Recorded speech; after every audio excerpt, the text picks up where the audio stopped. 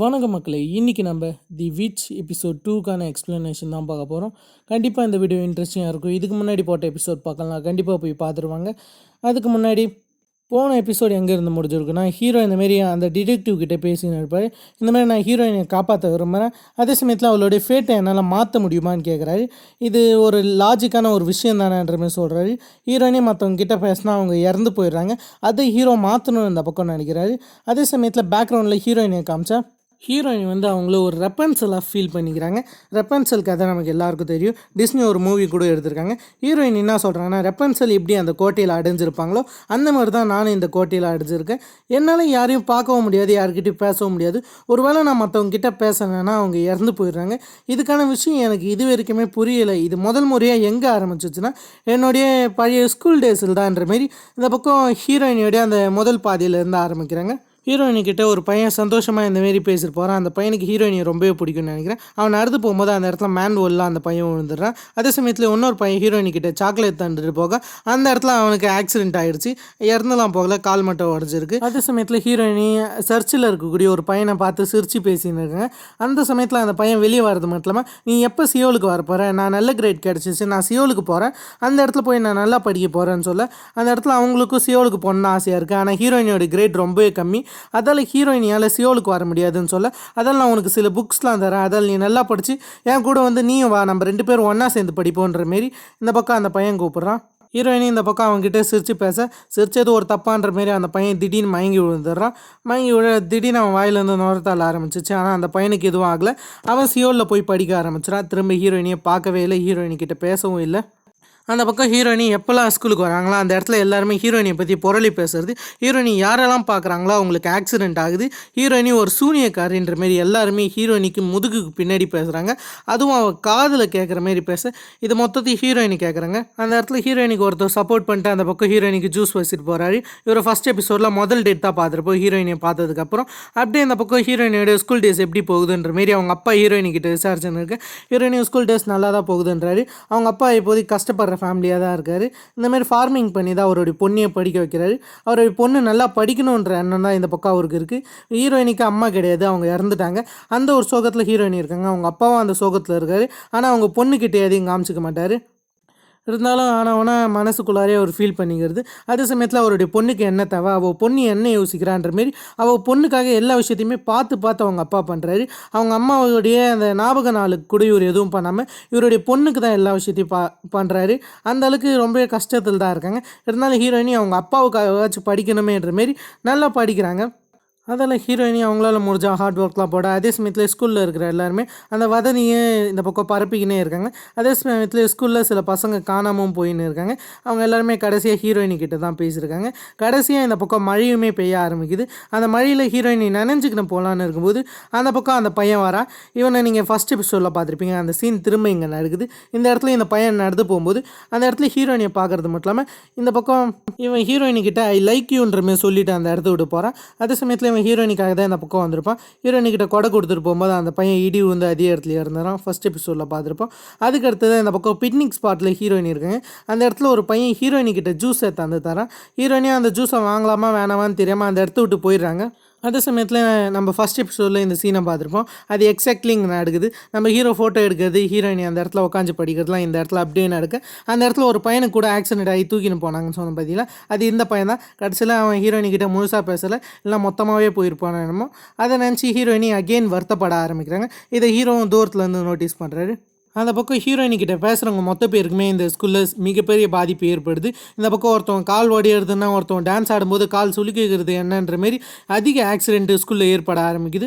இது மொத்தத்துக்கு காரணம் ஹீரோயினின்ற அந்த வரந்தி இப்போதைய பசங்க கிட்டேயும் சரி, அதே சமயத்தில் பொண்ணுங்க கிட்டேயும் சரி, 2 பேர்கிட்டையும் சமமாக பரவுது. டீச்சர் வரைக்குமே இது போகுது. யாருமே இதை கண்டுக்கிற மாதிரியே தெரியல. எல்லாருமே இந்த வதந்தியை முடிஞ்ச அளவுக்கு பரப்பி விடுறாங்க. ஹீரோயினி ஒரு சூனியக்காரின்ற மாரி, ஹீரோயினி எப்போல்லாம் கிளாஸில் வராங்களோ தி விட்ச்ன்ற மாதிரி தான் அவங்களுக்கு கூப்பிட்றாங்க. அதே சமயத்தில் ஹீரோயினோட அப்பாவுமே இந்த மாதிரி நீ நல்லா படின்ற மாரி இந்த பக்கம் ஹீரோயினிக்கு ஆறுதலாக சொல்ல, ஹீரோயினி ஒன்றுமே அந்த ஸ்கூலில் இருக்கிறதுக்கு காரணம், அவங்க படிக்கிறதுக்கு காரணம், இது மொத்தத்துக்குமே காரணம் அவங்க அப்பா தான். அவங்க அப்பாவுக்காக தான் ஹீரோயினி இவ்வளோ விஷயமும் பண்ணுற விஷயம் தெரியுது. அதே சமயத்தில் ஹீரோயினி கிளாஸ் விட்டு போகலான்னு இருக்கும்போது அந்த இடத்துல ஒரு பையன் வந்து பார்க்குறான். இதுவுமே நம்ம ஃபஸ்ட் எபிசோடில் பார்த்துருப்போம்.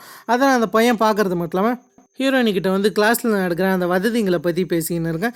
இப்படிலாம் பேசின போது அவன் ஹீரோயினி கூட நடந்து போகும்போது ஹீரோயினியும் அவனுக்கு பிடிச்சிருக்கு, அதால் அதை சொல்லலான்னு வரான். திடீர்னு அதுக்குள்ளார தான் இவன் சைக்கிளில் போய் அந்த இடத்துல ஆக்சிடென்ட் ஏற்பட்டு அவனும் அதே இடத்துல இறந்துருக்கு.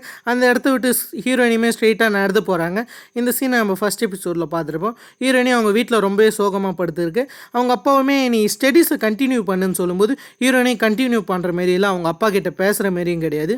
அதே சமயத்தில் உண்மையான அர்த்தத்தை தெரிஞ்சுக்கணும்னு சொல்லிட்டு ஹீரோயினியோட அப்பா ஸ்கூலுக்கு போய் அந்த இடத்துல எல்லாருக்கிட்டையும் விசாரிக்கும் போது அந்த இடத்துல இந்த வதந்தியை பற்றி இவருக்கு தெரியுது. இதால் தான் இவருடைய பொண்ணு போலான்ற விஷயமும் தெரியுது. அதில் இவருடைய பொண்ணுடைய கஷ்டத்தை இவர் புரிஞ்சுன்னு எல்லா விஷயத்தையும் இவருடைய மனசு உடஞ்ச நிலைமையில் எடுக்க அந்த இடத்துல நம்ம ஹீரோயினி உட்காந்துருக்க பெஞ்சில் தி விச்சுன்னு எழுதியிருக்கு. அதை ஹீரோ தொடச்சின்னு இருக்காரு. அதை பார்த்தோன்னே அங்கே என்னப்பா பண்ணுறன்ற மாரி ஹீரோயினியோட அப்பா கேட்கும்போது இந்த பக்கம் சில பேர் பெஞ்சில் கிறுக்கியிருக்காங்கன்னும் போது ஆமாம் உனக்கு தி விச் மேலாம் நம்பிக்கை இருக்கா, அதே சமயத்தில் இங்கே என்னமோ ஒரு வதந்தி பார்வதி அதை பற்றி நீ கேட்டியான்னும் போது அது வதந்திலாம் ஃபேக் தான். அதே சமயத்தில் இது மொத்தமே இன்சிடென்ட் தான். யார் சொல்கிறதுமே நம்பாதீங்க, ஜஸ்ட் நம்ம கண்ணால் பார்க்குற விஷயத்த மட்டும் தான் நம்புகிறோம். எனக்கு நம்பிக்கை இருக்குன்ற மாதிரி சொல்கிறாரு. ஏன்னா இவர் ஹீரோயினியை அப்போலேருந்தே ரூட் விட்டுன்னு தான் இருக்கார். ஹீரோயினியை இவருக்குமே பிடிக்கும். ஆனால் ஹீரோயினிக்கிட்ட பேசுகிற தைரியம் தான் ஹீரோவுக்கு வரல. இருந்தாமே அவங்க அப்பாவும் சரி நீ சொல்கிறதுலாம் நடக்கணுன்ற மாதிரி இந்த பக்கம் போக அதே சமயத்தில் இந்த பக்கம் ஹீரோயினை பற்றி எல்லாருமே தப்பாக ஊருக்குள்ளார பேசுகிறாங்க. அவங்க மொத்த பேர்கிட்டையுமே இந்தமாரி செமையாக சண்டை வாங்குறாரு ஹீரோயினுடைய அப்பா. இந்தமாரியான சம்பவங்கள்லாம் ஏற்பட அதே சமயத்தில் ஹீரோவுடைய அம்மா இருக்காங்களே அவங்கக்கிட்டையுமே இந்த தி விச் வதந்தி போகுது. அதால் ஹீரோவுடைய அம்மாவுமே ஒரு மாதிரி பயத்தில் தான் இருக்காங்க. இப்படிலாம் ஒரு விஷயம் இருக்கும்போது அப்படியே ஹீரோயினிக்கு கேட்ஸ் பிடிக்க ஆரம்பிக்குது. ஹீரோயினியால் கேட்ஸ் கிட்ட மட்டும் தான் பேச முடியுது. அதால் ஹீரோயினி கேட்ஸை லவ் பண்ண ஆரம்பிக்கிறாங்க. இந்த விஷயத்த அவங்க அப்பாவும் பார்க்க நெக்ஸ்ட்டாக தான் ஹீரோயினி எனக்கு கேட்ஸ் ஃபுட் வேணுன்ற மாதிரி கேட்குறாங்க. சரி அதை நான் வாங்கியாரன்ற மாரி ஸ்ட்ரைட்டாக இவர் ஹீரோவுடைய அம்மாவுடைய அந்த கடைக்கு போகிறாரு. கடைக்கு போய் அந்த கேட்ஸ் ஃபுட்லாம் வாங்கும்போது அந்த அம்மாவுமே ஹீரோயினியோடைய அப்பா மேலே இறக்கப்பட அதை பார்த்தோன்னே இவருக்கு செம கடுப்பாயிடுச்சு. அதில் பணத்தை அந்த இடத்துல வச்சுட்டு எதுவுமே பேசாமல் அந்த இடத்த விட்டு போயிடுறாரு. ஹீரோயின் இந்த பக்கம் அந்த கேட்ஸ்க்கு ஃபுட்டு தந்து ஒரு மாதிரி சந்தோஷமாக இருக்கேன். அதை பார்த்து நமக்கு சந்தோஷமாக தான் இருக்குது. கிராஜுவேட் டே வருது. அந்த இடத்துல ஹீரோ வந்து கிராஜுவேட் ஆன அந்த விஷயத்த ஹீரோயினிக்கிட்ட தரலான்ற மாரி அந்த ஃப்ளவர்ஸை தரலான்னு போகும்போது அந்த பக்கம் ஆல்ரெடி ஒரு பொண்ணு ஹீரோயினிக்கிட்ட இந்தமாரி ஃப்ளவர்ஸை வச்சுட்டு போயிடுவாங்க வெளியே. ஏன்னா ஹீரோயினிக்கிட்ட பேசுகிறவங்களுக்கு தான் பாதிப்பு வருது. நம்ம ஹீரோ ஃப்ளவர்ஸை வச்சுட்டு அந்த இடத்த விட்டு தெரிச்சு ஓடிடுறாரு. ஆனால் இவர் ஓடுற விஷயத்தை ஹீரோயினி பார்த்துட்டாங்க வெளியே வந்து. இருந்தாலும் ஹீரோ எப்படியும் அந்த இடத்த விட்டு தெரிச்சு ஓட அந்த இடத்துல இந்த நோட்ஸ் இவங்க பார்க்குறாங்க. அந்த இடத்துல எல்லாருமே கிராஜுவேட் ஆகிருக்காங்க. ஹீரோயினி மட்டும் ஆகலை.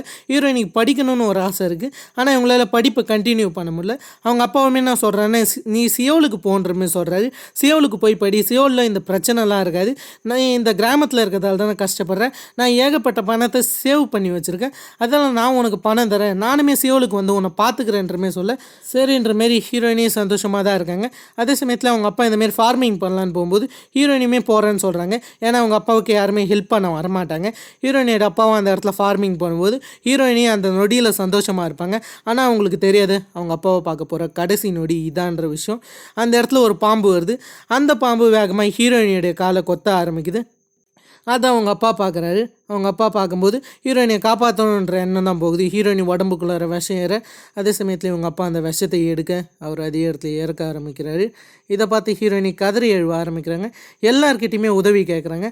ஆனால் யாருமே வர மாரியே தெரியல. கடைசியில் அவங்க அப்பாவும் நீ இந்த இடத்த விட்டு போயிடு, நீ சியோலுக்கு போய் தான் என்னுடைய கடைசி ஆசை, கடைசியில் உன்னுடைய படிப்பை நீ தொடருன்ற மாதிரி சொல்லிவிட்டு அந்த மனுஷன் அதே இடத்துல அவருடைய உயிரை விட அதுக்கப்புறம் தான் எல்லாருமே வந்து அந்த விஷயத்தை பார்க்குறாங்க. பார்க்குறது மட்டும் இல்லாமல் சொந்த பொண்ணே அவங்க அப்பாவை கொன்னுட்டான்னு சொல்கிறாங்க.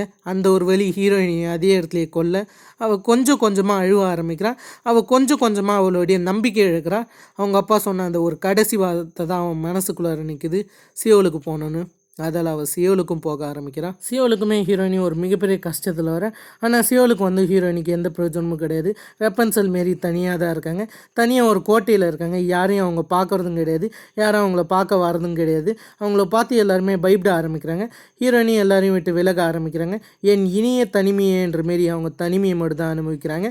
இந்த தனிமையை இதுக்கப்புறமும் எப்படி ஹீரோ போக போகிறாரு, இவளுடைய தனிமையும் ஹீரோவுடைய அந்த சந்தோஷமும் ஒன்றா ஆடாகுமா, ஹீரோ எப்படி ஹீரோயினியோடைய அந்த சாபத்தை எடுக்க போகிறாரு, இது மொத்தமுமே நம்ம வரப்போகிற எபிசோட்ஸில் பார்க்கலாம். இதுவே நான் உங்களை வேறு ஒரு தன்னால் ஆசமான வீடியோவில் சந்திக்கிற வரைக்கும் ஹேவ் ஃபன் கைஸ். வரட்டா.